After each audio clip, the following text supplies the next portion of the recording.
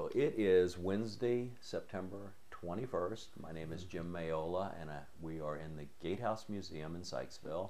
And it is my pleasure to be interviewing Mr. Errol Smith, the curator of the Gatehouse Museum. Good morning, Errol. Good morning. And tell me a little bit about yourself. Errol, you're not originally from Carroll County, are you? No, I grew up in southwestern Pennsylvania, Okay. about halfway between Pittsburgh and Morgantown, West Virginia, and the Okay. little Greene County, which is the corner county there in southwest Okay. Pennsylvania. In fact, I just came back from a 55th high school reunion. No back kidding. that way. So when were you born? Born in 1937. Okay. Yeah. So you grew up in the 30, I guess came of age in the 40s, so you remember, and you were in southwest Pennsylvania. Right. You probably remember World War II. Absolutely. Yeah. Okay, tell me about what it was like in southwest Pennsylvania during World War II. What was that about? I can remember air raids when warnings would go out and everybody was to draw their blinds, turn off their lights. If you had lights on that even were leaking light out from around the shades, wardens would come by and knock on your door and tell you to turn out your lights. Right. Just very close to us, probably about 100 yards away from the home I lived in, was the edge of a dairy farm. And I can remember when the war was over and VJ Day happened, they had a bell that hung on the milk house, Right. and someone just rang it and rang it and rang it, and people were driving up and down the street, which is narrow by today's comparison, Sure. honking their horns Sure. and driving around. It was quite a celebration. Happy that it was over. Yes. Yes. Now, did you grow up in a city or the country? It was a modest-sized town. It was kind of nestled in between two company mining towns, South Coal region, and that was the major industry at that time. People don't realize that may be listening or viewing this video, that during World War II we were very afraid of having the same occurrence that happened in London, for example, where they had the bombers that were coming over Absolutely. and bombing. So the idea was to have no light at all during the air raid drills, so that the planes, if they came across, would have no target. Right. If they saw a light, that's what they would drop the bombs on. Yeah. And so you just didn't give them any target at all. Right, and so we were far from being any kind of a major metropolitan area or one that produced munitions or Sure. tanks or jeeps or anything else. But you never like knew. that. No. Yeah. But I can remember going to the small local store. They were very small mom and pop type stores, and having to have tokens or ration coupons to turn in with the cash in order to buy commodities like flour and sugar and things of that nature. I understand gasoline was also rationed. It was very rationed. Yes. Yeah. Yes. Anything that they could use for the war effort was used for the war effort primarily, and then the public would be doled out to the Yes, public. Yeah. particularly things like gasoline and rubber for tires and things like that. Yeah. So that made it tough for people trying to. The only people that they made exceptions for were usually physicians, police, firemen, people that handled emergency situations. Right. Right. Yeah. As a child, what kinds of things did you do for fun? Simple things, games. We climbed trees, played hide and seek, teacher may I, indoors in cold weather, hide the thimble. Our games would seem pretty tame by today's standards. Sure. Didn't have all the electronics, didn't have any of the electronics at that time. Things were not even battery operated. They always had, they were wind up or clicker arranged or something of that nature. But it was a comfortable time to grow up in. The games that you played were great ways to develop social skills, though, because they were games where you worked together in teams and that Right, kind of you know, and the common games like Monopoly and Chinese checkers, dominoes, card games like Old Maid and Rook and things Right, like that. yeah. Now, did you have a radio in your house? Yes, we did. Okay. Yeah. And what did you listen to on the radio? We listened to the Green Hornet and the Lone Ranger and Tom Mix and those kind of serialized stories. Yeah. I can also remember when the announcement came on that President Roosevelt had died. No kidding. Yes. Yeah, that was a tragic day in America. Yeah, I can remember when that announcement came across. Yeah. Yeah. Yeah. People don't realize today how the radio, what a role the radio played for family entertainment and information.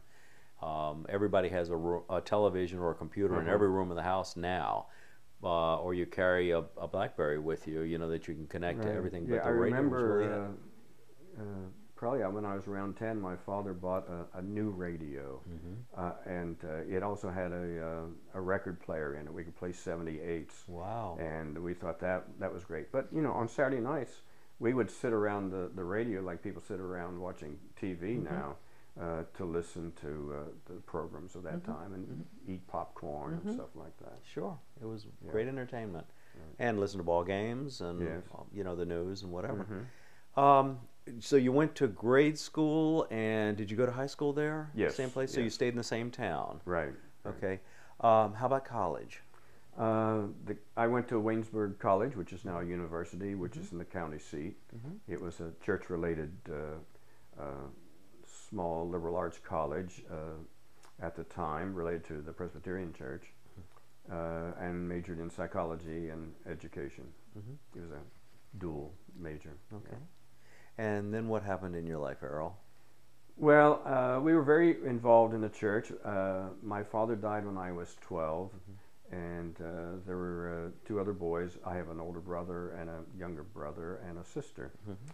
And we were very involved in the church and sang in the choir and were active in the youth groups and attended summer camps, and at that time had what people call a calling, and decided to go into the pastoral ministry. So after graduating from Waynesburg College, I moved to Maryland and enrolled at Wesley Theological Seminary in Washington, D.C., where I earned my master's degree and later a doctor's degree. And then served congregations in Maryland, here on the Western Shore. I was in Gamber at the Calvary Church to begin with, and we built an educational building while I was there. I served the Arlington Church, which was in the Pimlico area of Baltimore. Then I was on staff at Chevy Chase in the suburbs of Washington, D.C., which was a large suburban church. And then I went to Howard County to Mount Zion Highland, and had 9 very wonderful years there. And from there I went to Faith Church in Rockville, which was another large staff church, and was there 9 years, and then finally went to Lovely Lane Church in downtown Baltimore, which is the mother church of our denomination, and finished up there in '99. Okay. And how did you manage to get to Gatehouse? Well, after retiring from the ministry, I worked actually for United Way of Central Maryland for 4 years. My responsibility was working with foundations to secure large sums for the annual campaign, and also to help them with their endowment program, which they were on the front end developing at the time. And after retiring from that, then I worked for a private consultant for a couple of years doing private church campaigns for capital needs and endowment. And then when I left that, I was still anxious to do something, and was looking through the classifieds for something interesting. And one day in the Carroll County Times, I saw an ad that the town of Sykesville was looking for a curator. I've always had an interest in history. My wife and I, when we take vacations, usually do it to historic sites, and so I applied, and they hired me, and I've been here ever since. How long has that been? Since about April of 2007. Wonderful. Yeah. Obviously you like it. Yes, It's a very nice place. Isn't Sykesville a wonderful place? it is. It's a very laid back, relaxed Mm-hmm. community, but they're wonderful people here. Yeah. It's a very interesting town. Mm-hmm. A lot of history here. Right. Yeah. Where do you see, what are some of the things that a curator of a small museum does? Um, One of the primary responsibilities I had when I came here was to, of course, steward and care for what was already in the collection, but also to be an archivist in terms of helping to access additional donations. And people are frequently giving us donations. Some they find on eBay, some they have when they're cleaning out their homes, and they know that it's too valuable to throw out. And other members of the family do not necessarily want it anymore, and they make that donation to us. Right. So then we access them and have a way of processing them in and cataloging them. And but when I first came here, we also had a paid director on the staff. We were both part-time, so I'm still part-time. And but she left for a wonderful position in Gettysburg about a year ago. And since that time, I find I'm doing her job and my job too. Sure. Yeah. So it involves supervising volunteer staff, working with the annual budget and the town council on it. Yeah. Making sure all the equipment continues to run or is replaced as it becomes faulty. And the volunteers I have right now are gems. They are helping. We're trying to recatalog everything in our total collection right now. And we're in the process of doing that. And we have found some new software to put on our computer, and that will help us to be able to access it electronically and much more quickly than going through paper files. Wonderful. Yeah. Where do you store all of your things? A museum like this must be like a magnet to the community, where people bring in things. They find things at yard sales and different places. Well, we use about every nook and cranny in the place, and we're trying to reapportion where we have things right now. We also have a garage that if we had the money to remodel it, and we've had some bids that are far out of the picture right now, in excess of $20,000. We would like to use that for additional storage, but we just do not have the wherewithal to finance that right now. Sure. We do have a reserve fund, but we do not want to deplete it so drastically. Yeah, sure. So right now we're trying to not only re-inventory what we have, but to rearrange where we have it stored so that we use what space we have better. Sure. We do have a basement, but it's pretty much that. It's pretty dank and it's damp, and it's not of a nature that you can control it humidity-wise, Right. and heat and temperature-wise. And important papers couldn't be stored down there No, because they would deteriorate dissolve very quickly. Sure. Yes. Yeah. And then you have the issue of the museum is still a place of display, so you always have to have enough room so people can come in and see the continuously changing displays that you have here. Right, and we've been working at changing our displays more often, so that people that live locally have reason to come back to see what we have on display. Right. Yeah. Well, it's fascinating. Where do you see the future of the Gatehouse Museum? Where do you see it in 5 to 10 years? Well, if we could find a great benefactor in an ideal world, it would be great to have someone leave us an estate gift of about $1 million, so we could endow it, and then it would be self-running, and it would no longer be a liability to the town, because the town not only owns it, but they finance its operation, and that would relieve the town of a lot of responsibility. That's not very likely to happen. One thing we're trying to do is become more visible to the community. Sure. So we're doing more events, just like within a week we're having a group from the Pipe Creek Civil War Roundtable come, called the Late Unpleasantness, which was a term people used following the Civil War to describe the kind of tension it created in many families and among many friends, whether they had northern loyalties or southern loyalties. And we have 4 other actors coming in costume and he'll be doing first-person presentations. Interesting. So we're going to try and offer more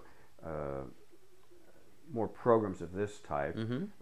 If there's any kind of cost, we'll either find sponsors or we'll do a free will offering, hoping to cover those costs. Sure. So that the public can readily access those kind of events.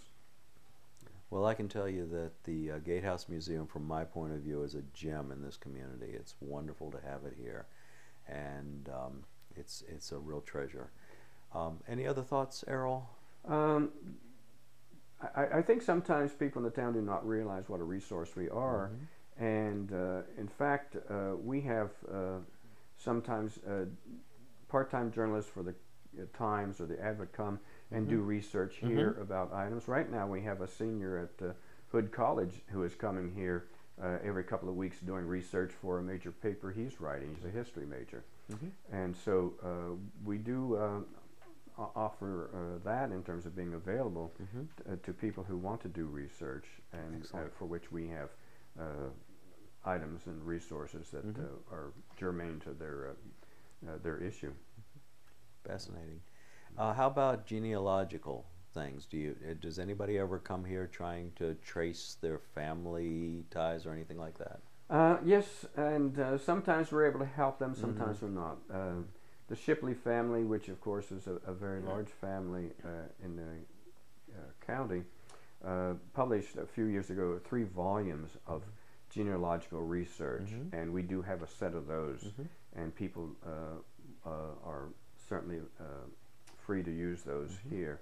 They're reference books, so they obviously stay with the library and here in the museum, do not leave the premises, but we have a library where people can sit at the table, and we also have photocopy machines so that we can make copies of pages.